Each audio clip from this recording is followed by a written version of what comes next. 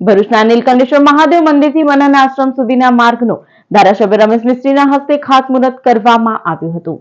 જયેશ્વર જિલ્લા પંચાયતમાં સમાવેશ નેશનલ હાઈવેથી નીલકંઠેશ્વર મહાદેવ મંદિર થઈ મનન આશ્રમ સુધીના માર્ગ માટે 1.30 કરોડની ગ્રાન્ટ મંજૂર કરવામાં આવી છે, જે માર્ગનું આજરોજ ભરૂચના ધારાસભ્ય રમેશ મિસ્ત્રીના હસ્તે ખાતમુહૂર્ત કરવામાં આવ્યું હતું। આ ખાતમુહૂર્તના કાર્યક્રમમાં તાલુકા પંચાયત પ્રમુખ કૌશિક પટેલ, જયેશ્વર ગ્રામ પંચાયતના સરપંચ અને સ્થાનિકો ઉપસ્થિત રહ્યા હતા।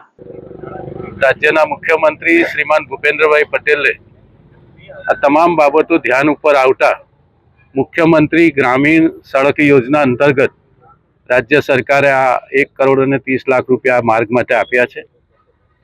નજીકના સમયમાં મનન આશ્રમ તરફથી આ રોડનું કામ શરૂ થશે।